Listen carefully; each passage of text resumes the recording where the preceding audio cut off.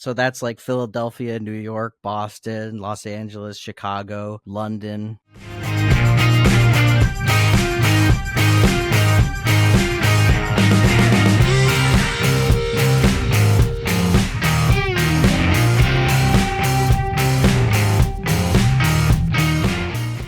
Hello, everyone.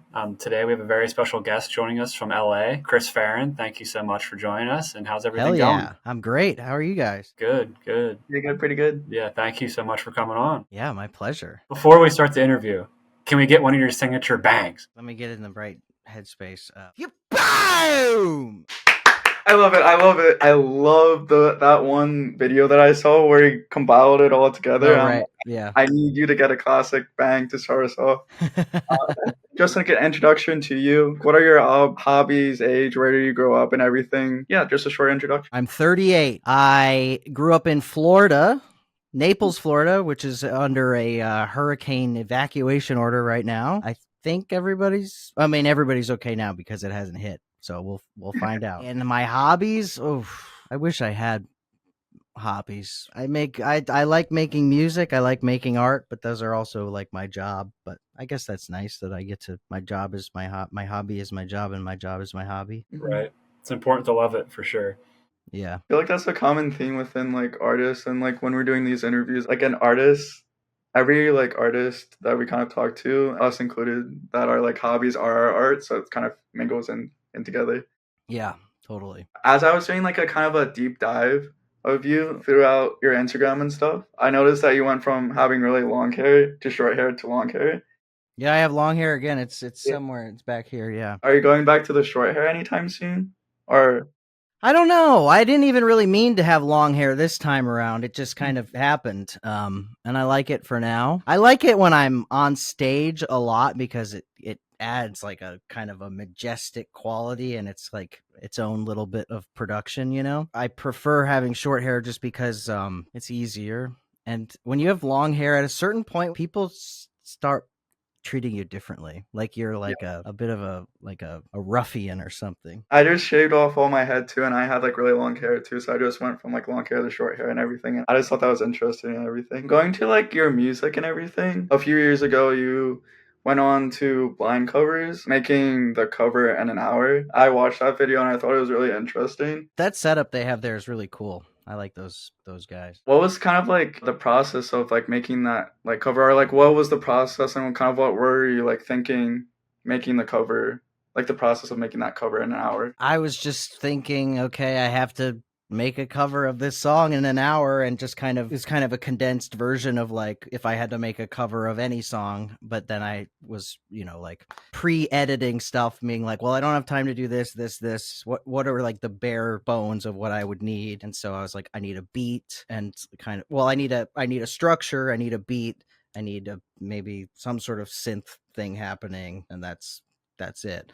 And just kind of trying to do a quick structure and do a quick little recording of it. As I was watching out, even as an editor, because I kind of go through this and stuff, what was like your subconscious, like second nature when working of like, okay, I need to do like the beats, like that quick thinking? And I guess when you are developing like music and stuff, kind of what is that like second nature of like, okay, let me start off with this, and like what editing and like mixing, if that kind of makes sense. I mean, in general, when I'm making a song, the thing that gets the most results out of me is if I sit down away from my computer with like a guitar and a notepad and just kind of write like that, because I can get so distracted by all the things in my computer, like all the different sounds and synths and stuff in this room, that it's pretty helpful just to kind of like from the beginning get rid of all that stuff and not think about it. Because songs in general, or the kind of songs I make, it starts with like the guitar and the voice and the lyrics, and those are, I feel like, at least the melody and the lyrics are the most important thing to me. And I can just get so like in the weeds with other elements, and then just like never make anything, Speaking of your guitar and vocals and everything, when did you first start music? Like, when did you learn to sing? Early instruments? How'd you get into all that? Yeah, I think I was probably 12 when I got my first guitar, and I just wanted to I don't even know if I wanted to write songs, but I wanted to play guitar, and I started learning around 12, but I didn't really get serious about guitar till I was like 17 or 18. I was like in like, local bands when I was a kid, just as like a singer, even though I didn't really know how to sing. I mean, I was like, I probably could sing. And yeah, that's kind of how I got started, just playing in like high school bands with friends and stuff like that. Gotcha. Did you ever have any like formal lessons singing? I had a few lessons for guitar. I had a few lessons. Like I had like 3 lessons to just kind of get the bare basic stuff, like power chords basically. And then my mom said if I wanted to keep going, I would have to pay for it myself. So I stopped going. And then I had some vocal lessons like when I was around 18 that was kind of helpful for like breathing stuff. Like it's mostly about just like when to breathe and a lot of technique like that. But again, that was probably like 3 lessons as well. And mostly just trial and error and touring for a long time and learning how to not lose my voice on tour and like doing vocal warm-ups, which was a pretty huge thing that I discovered way after I should have. Right. You don't sell yourself short either. Must have some natural talent in there too, huh? Sure, yeah, that'd be great. If I yeah, I think I've got a little bit of that, but a lot of just like honing it and making sure it stays working. Right. Now, getting into your songwriting process, what does that usually look like for you? I'm sure it varies depending on the situation, but normally was it? I mean, like I said, it's just kind of like the sitting down with a notepad and a guitar. I'll do that first, and once I have something that I'm like, okay, this has potential, I'll take that and I'll bring it usually like in this room, record a demo of it, and then I'll start tinkering around with drum beats and lead ideas and synth ideas and vocal harmonies until it's somewhere where I'm like, okay, this feels like it's a real song. Right. And then I'll sit with it for a while, and usually when I make a record, I'll write about between like 50 and 80 songs probably, and that'll get whittled down to like 10 songs. So once I figure out I'll spend like a month writing songs, and then it won't be until like 3 weeks into it that I'm like, we'll start writing songs that I'm like, okay, now I'm starting to feel good about what I'm doing. And I'll get Right. kind of in like a creative flow. And I try not to edit too much when I'm in that mode, and try not to overthink it or anything. Just try to let stuff just come out of me. As I keep getting material, I'll start realizing that I'm like, moving in one direction or the other, and then I'll kind of focus a little bit more on what that direction is and what it means and what kind of sounds I'm going for, and then I'll start listening to other music that I feel like is kind of in that realm. It's just about a lot of trial and error until I have 10 or 11 songs that I'm like, okay, these are good. Right.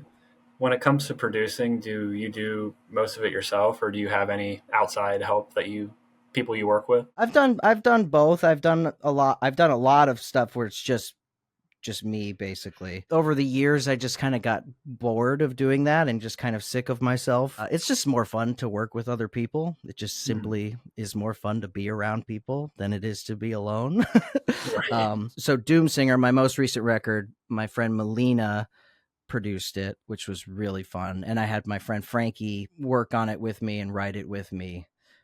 So that was kind of the most collaborative Chris Farren record that I've made so far. And I think I'm gonna just keep doing it like that, hopefully with Frankie and Melina. Right, absolutely. If you had to pick one, what's the favorite song that you've written, and what's the story / meaning behind it? Right now, my favorite song I've written is probably Statue Song on Doom Singer. I think it's the last song on Doom Singer. Yeah. I like it because I kind of shifted my perspective, my songwriter's perspective, or like the narrator's POV is not necessarily me, because I've just kind of, I mean, how many records can one man write about his feelings? And this one, the song Statue Song is kind of an abstract sung from the perspective of a gigantic, like 80-foot tall statue. And I just had that was kind of the only idea I had when I started with it. Like that was like the seed of the idea. And then I just kind of kept writing and just imagine some scenario. And I still don't really know like where the whole story came from, which is exciting. That's kind of a fun thing to do, is just like see what your subconscious comes up with.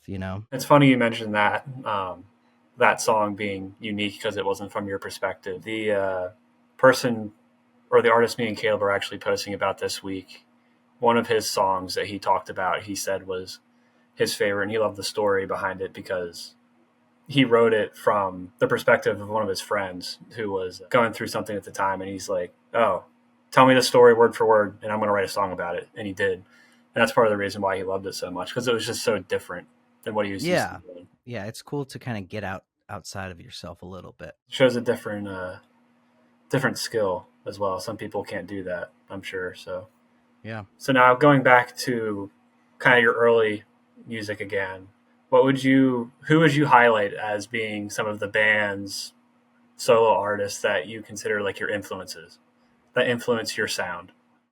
Yeah, I mean, early on, I was really into Cursive and Bright Eyes and Rilo Kiley and Against Me. Those were the main ones when I was kind of starting to make music. And Death Cab for Cutie, Belle and Sebastian. Those were kind of my first like. Those were the groups, bands, or whatever that I was like, oh, I want to do something like that. Has that changed over time at all? Is there anybody new that's kind of added to that list? Oh, I'm sure. I mean, there's like an endless list of people I'm inspired by, like Nick Cave, Neil Young. What else? What do I got in here? Gosh, Sean Nicholas Savage is another good one. Band of Horses. This is just a question that just randomly popped in my head. But Yeah. Is there anybody that, like, when people listen to your music, they're like, "Oh, you sound like this band or this person"? Is there anybody that comes to your mind as like you could compare to? Not really, actually. Not when my old band, Fake Problems, we got compared to Against Me all the time. I kind of sang like the singer of Against Me. I think I was kind of young and just trying to find my own voice. And when you're young, you kind of just copy people until you figure out your own thing. I'm sure there's people that I'm compared to, but there's nobody that's like that I'm like sick of hearing. Like when I was in Fake Problems, I was sick of hearing that we sounded like Against Me. But I feel lucky that I'm kind of in my own lane a little bit. I'm sure there's I'm in a world with people like my friend Jeff Rosenstock, obviously, and AJJ and people like that, but I don't really think I sound like them. I think I make sense in the conversation with them, but I don't think I like a Kmart version of any of them. Right. No, getting sick of the comparison is kind of what I was getting at. So Yeah. the last band that makes sense. And now diving into more of your content creation, what are your thoughts on your digital footprint? What does that mean? I was the one who made this question. So what I was like kind of like thinking about it, I forgot what I was thinking of. It was like more so of like if like 50 years from now, like, you looking back on your like digital footprint and stuff, and like Like now, scrolling through my old Instagram posts. yeah, I guess like even now, like stuff that you posted like a decade ago and stuff, because I feel like as a content creator, I'm always looking at stuff from what I posted a decade ago. But like, Yeah. that's kind of like what I meant when I was asking that question. I think it is interesting to kind of go back even like, a year or 2 years, 5 years, and see the way I talk, even like the way the way I caption posts is totally different. Like I used to kind of, the more I've been doing it, the less I feel inclined to say in like captions and stuff. I just feel more like, here's the thing. This is the thing. Like not like a big, like, it's such an honor to blah blah blah blah blah. I don't do anything like that anymore. Right. Yeah, that's I guess like to also like expand on it too, because that's like I'm getting that's like some progression and like changing as like a content creator and stuff. But I guess like from when you're first starting, and then kind of like what's how do you see you progressing as like a musician through and like a content creator, and then just seeing like that progress from now too? I don't know how I see myself in the future. I'd like to keep doing it, obviously, and keep making music and keep posting about, you simply have to post about it. Mhm, mhm, I like looking back and then looking at now, and I feel like I'm a bit better at making it all feel like it's under one umbrella, you know? It's the mhm. same thing with like what I was saying, like when I was younger, I was kind of just copying and just, taking from influences kind of blatantly, not stealing, but like, Yeah. you know what I mean. Mhm, And now I don't know, I feel like I have kind of established myself as having a certain thing and a certain sound. And so when I am influenced now, it's not so obvious where it's all coming from because it's mhm. integrated into an already existing foundation, if that makes any sense. Yeah, that makes 100% sense. How do you kind of develop your content, whether like through the editing process, pre-production wise, like VFX ideas? How do you kind of develop it? For most of the stuff I post, it's a lot of it's just me standing in front of a green screen, like Mhm, my show promotion and stuff like that.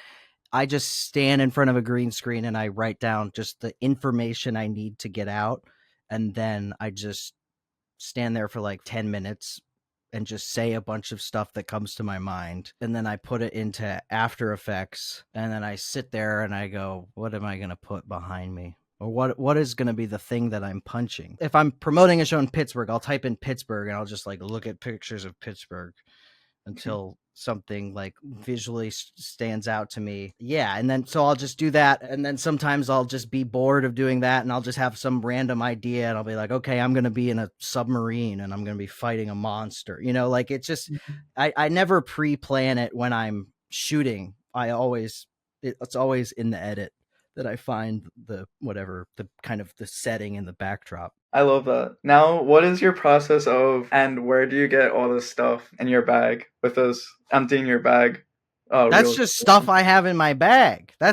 I'm just on tour and I have stuff in my bag. I mean, sometimes we'll throw a few extra things in there, so it's a lot of stuff, but it's all just stuff that we just have lying around, on tour. I have been doing that without filming it for like 10 years before I started filming it, because when I'm on tour, for some reason I have to do that. I don't know why, but it's very satisfying to me for me to pour out everything in my bag and see everything and then put it all back in. That's amazing because I love those reels so much, and I'm like, where is he getting all this stuff? Yeah, Like, where is he finding all this stuff? And I'm like, I watch it a few times. I'm just like trying to peep in what's like falling out and stuff, and like yeah. what's different from like That's each just reel. my stuff. Is the GoPro coming back at all? That may be a Well, I block. only really use the GoPro for the duvet cover videos, right? Is that what you're talking about? Yeah, Yeah, yeah. I'm sure. Well, my wife and we have separate duvets now, Ooh. Scandinavian style, and there's no duvet cover Mhm. anymore. They're just ready to go. But I'm sure at some point in my life I'll have another duvet that I have to put on, and when that time comes, I will break out the GoPro. Awesome. I can't wait for it. Looking forward to it. Chris, would you say that Instagram is probably your main platform for posting? Yeah, now it is. I would say before it became X, Twitter was kind of my main thing, but it just kind of, I don't know. I saw like a severe drop off once that guy took it over. It just Mhm. like sucks shit now. I mean, I still post there. I still have like it's still my second most engagement place, but Instagram just kind of became more valuable to me, Right. and I felt like I was reaching more people and engaging with more people on Instagram. But would you say that there's anything in particular that's appealing about Instagram compared to the other ones? I don't know. I mean, they're all bad. They all suck. Um, it's just kind of the one that I feel like I'm kind of like I have like my foot in some sort of door that is allowing my stuff to get seen by the most people. Like I've tried with TikTok a bit, but TikTok seems to not like it when you edit your own videos and then just upload them to TikTok. You have to kind of like use their editing stuff and kind of like, I don't know. I just don't really feel like I'm speaking the same language as the TikTok app itself yet, or for now, you know. Right. Me and Caleb, as we've been doing this project, we work on TikTok, Instagram, YouTube, like a bunch of different platforms, and we're starting to realize, how much of a science each one is. Like, they're all so different. Totally. Yeah, for a while my videos would post to like YouTube Shorts, Twitter, Instagram, and TikTok. And just Instagram would just always be the one that was like the most like Right. it just seemed it like leaps and bounds do better on Instagram than anywhere else. So I was just like, So it's my favorite too. I enjoy Instagram the most yeah. out of everything that we do. Staying on the same topic of kind of content creation, do you have any influences for your creation style? Anyone that you look at that you like to style your stuff after, or someone that you look at a lot and you're like, wow, that's really really cool. I want to try that. Yeah, that's a good question. I don't know. I was trying to I saw this question and I was trying to think of an answer, but I don't know. I can't think of I mean, definitely like this is not a content creator in but like just the general idea of like monster truck advertisement and kind of like really loud wrestling kind of. I'm not really a wrestling fan either, but like I've always thought it was funny with the type of music I make, which is not necessarily very aggressive music, to make really aggressive and in your face advertisements for my shows. That's kind of always been like the overall idea in my head, just to make very like abrasive and loud stuff like that. I can't say there's anybody specifically that I'm like that I saw and was like, oh, I'm gonna do my version of that. I mean, there's definitely people I think do cool stuff. That's all good stuff. Now going into your performing and your tours, traveling as much as you do and performing as much as you do must be pretty hard mentally and physically. What do you kind of do to keep up with that? I would say it is harder to not do it for me. I have been doing it since I was like 18, so I've since for 20 years. When I'm at home, I feel more mentally ill than when I'm on tour. When I'm on tour, I have kind of more of a sense of like ease, and like my anxiety is a lot less when I'm on tour because I'm like actively doing the thing, you know. When I'm at home, like sometimes I'm writing songs, but not always. And I mean, I love being home with my wife and I love, my life here and my friends and stuff. When I'm on tour, that's when I truly feel like I'm working and moving towards something, you know? Right. Absolutely. That's when you're the most involved for sure. Yeah. That makes sense. And do you have a favorite place that you have performed at before? A favorite location, a venue, city, all of the above? Is there a favorite? Other than the one that Caleb was at? That beautiful Philadelphia show, of course. That was great. I mean, obviously I love playing shows where the most people come see me.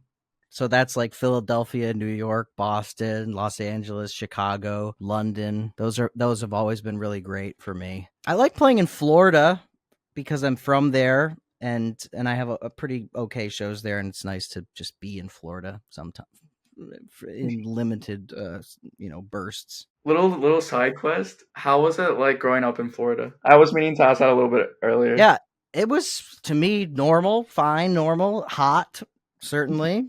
The thing about Florida for me, especially Naples, Florida, Naples, Florida is really far south. So there weren't like big shows. No big shows come to Naples, Florida. So we always had to travel to see anybody that we wanted to see. And when I was starting out in bands and stuff, we had to tour because there was no like, you can't just, if I was from New York, I could hit New York, Philadelphia, all these places. In Florida, it just, you have to like really tour to do anything as a band. And so I feel like that kind of kick-started my touring career because it just out of necessity. Oh, that's awesome.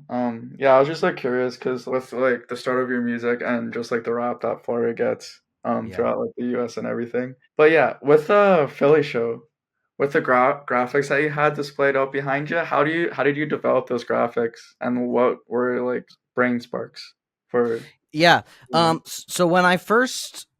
So when my old band kind of broke up or whatever, I wanted to keep making music and I wanted to, keep touring and stay involved. So I just started touring acoustically, just me and an acoustic guitar. And I think I did that for like a year or two, like a year or two.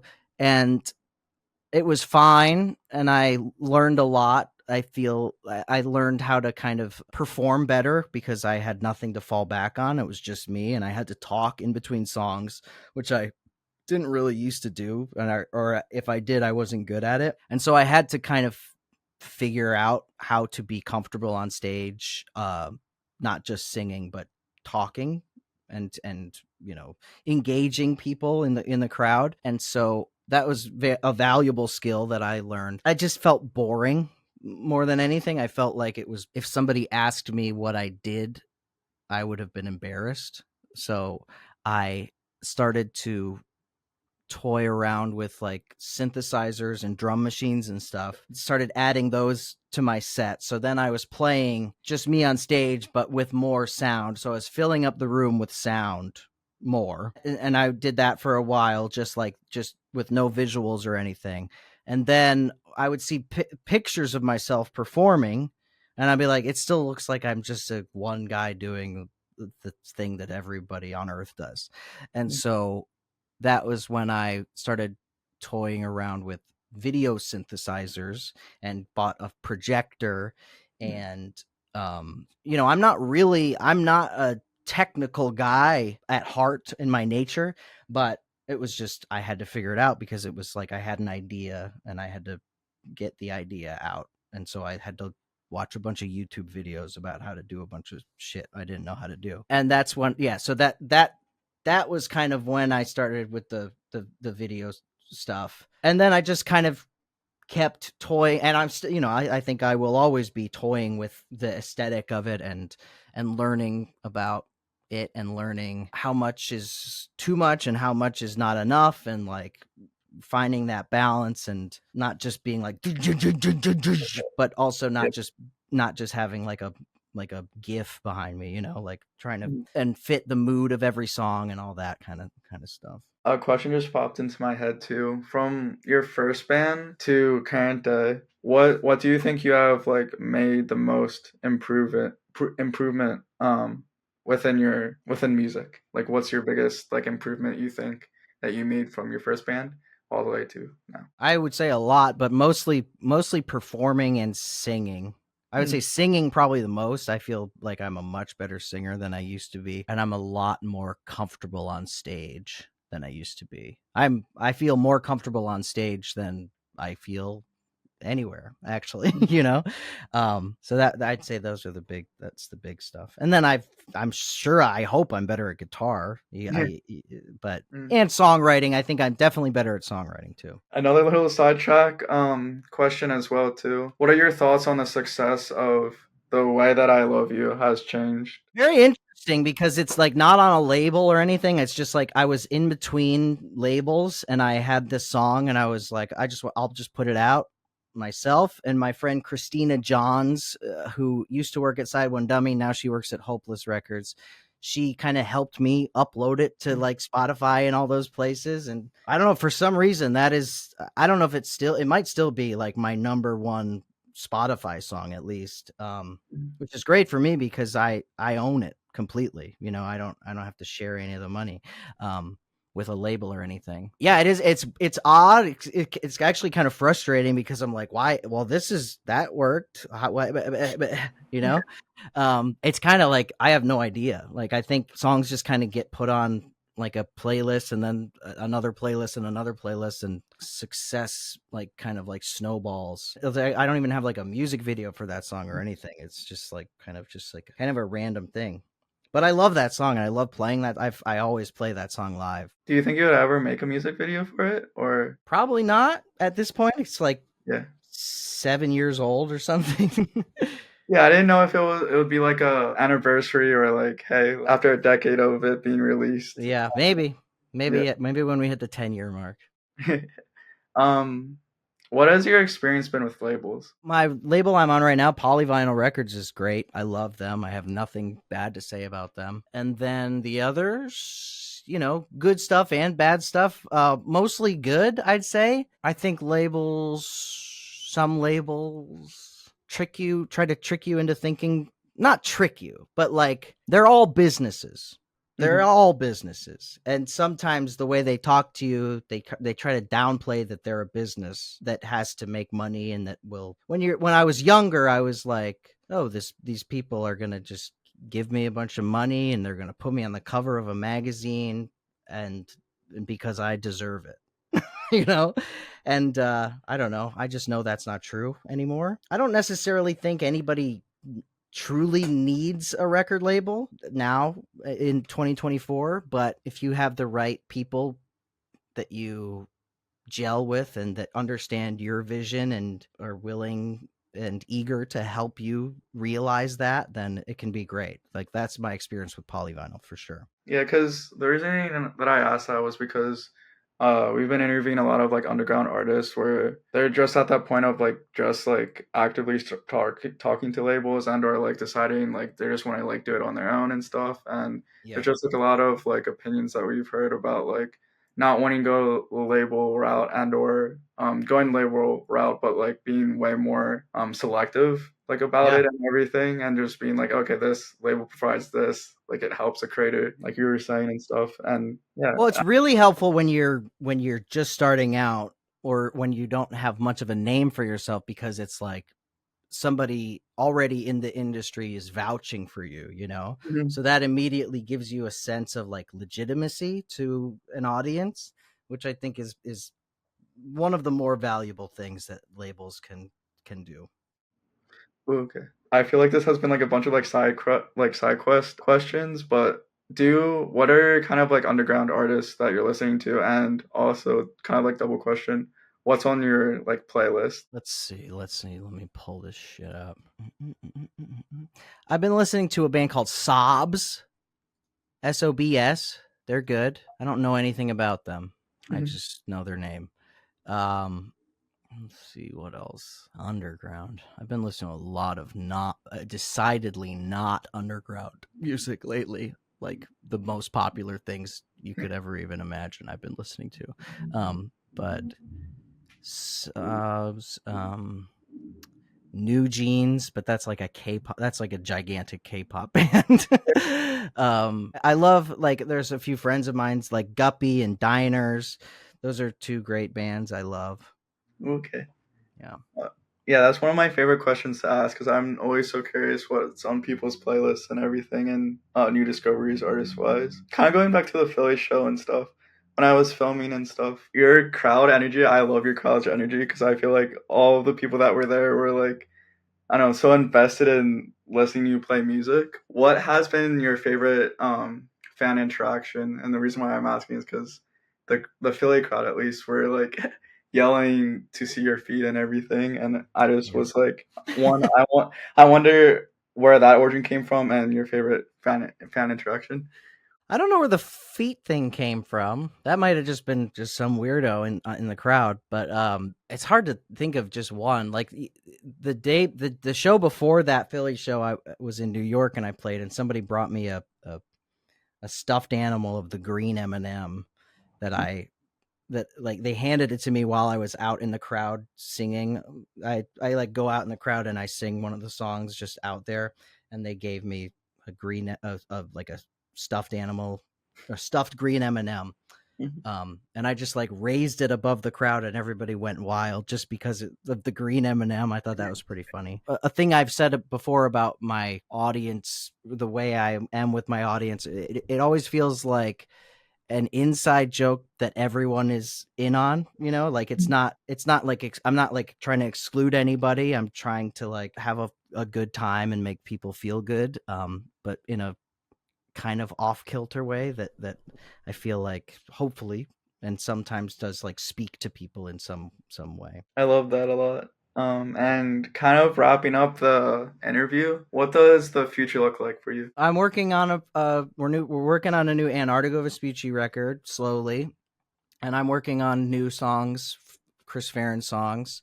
I'm starting to like produce other bands and help them out, which has been really fun. That's the main stuff, and then hopefully keep just making art and just following wherever that takes me.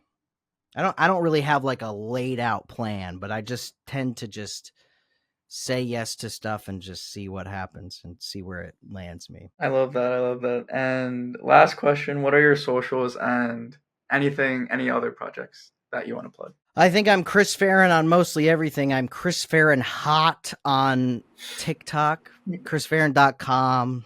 I got tour dates up there. Awesome. Thank you so much. Oh yeah, of course. And yeah, that's a wrap. Woo!